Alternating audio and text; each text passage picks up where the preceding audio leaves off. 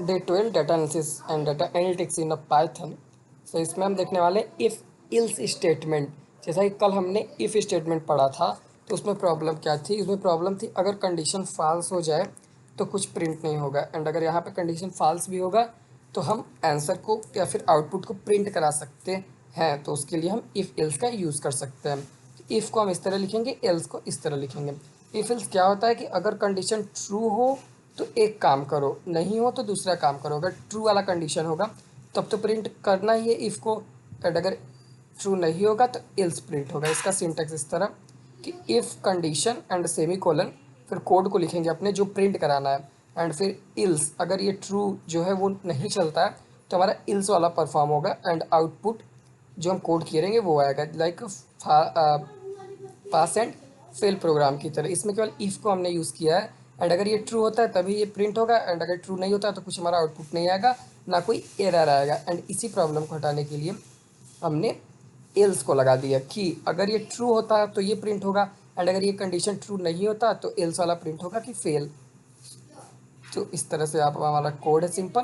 तो इस कोड का सिंपल आउटपुट हमारा क्या होगा कि 40 जो है वो 33 से बड़ा है, तो इसका राइट आउटपुट पास आएगा। सो इसका देख लेते हैं, आउटपुट जो है वो पास है। फेल एग्जाम्पल को अगर देख लेते हैं तो यहाँ पे मार्क्स जो हमारा 20 एंड इफ़ को लगाया कि marks greater than equal to 33 print pass else print पाल फेल। तो ग्रेट 33 जो है 20 उससे बड़ा है, एंड इल्स जो है वो प्रिंट फॉल्स होगा। सो आउटपुट हमारा इसका फेल होगा, क्योंकि अगर ये हमारा ट्रू होता है if marks greater than equal to 33, ये हमारा ट्रू होता है तो ये वाला ऑपरेशन परफॉर्म होगा, एंड अगर ये ट्रू नहीं होता है तो हमारा ये वाला ऑपरेशन परफॉर्म होगा जो कि फेल है। एंड वोटिंग एलिजिबिलिटी चेक करने के लिए ये एग्जाम्पल सबसे मस्ट है।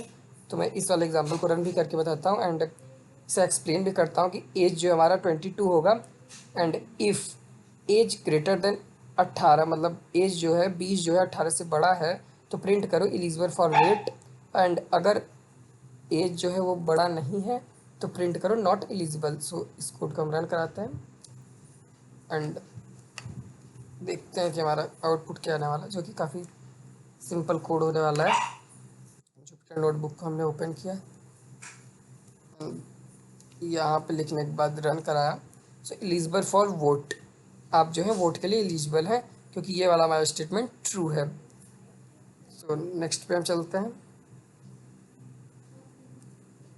एंड नेक्स्ट हमारा क्या है, इवन ऑड प्रोग्राम्स। तो इसे भी आप चेक कर सकते हो। यहाँ पे थोड़ी सी चीज़ें लॉजिकल होने वाली हैं, क्योंकि नंबर पे हमने 8 को एंटर किया, एंड कंडीशन लगाए इफ़ नंबर परसेंटेज मतलब भाग का सिंबल 2 इक्वल 0, मतलब कि जो नंबर है 8 जो है उसको 2 से भाग करो कि 2 चौक 8, एंड अगर रिमाइंडर 0 बचता है तो प्रिंट करो इवन, एंड अगर रिमाइंडर 0 नहीं बचता तो ऑड।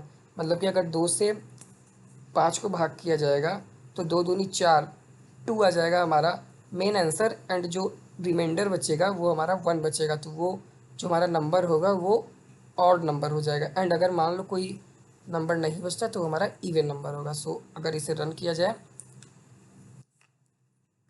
क्या आउटपुट आएगा उसे देखना काफ़ी ज़रूरी होता है। मैंने इसे रन किया तो इवन आया, क्योंकि अगर 8 को 2 से भाग किया जाएगा इस नंबर मतलब ये जहाँ पे आपको ये वेरिएबल दिखे वहाँ पे हमारा 8 है, 2 को 8 से डिवाइड किया गया तो हमारा राइट आंसर 0 आया।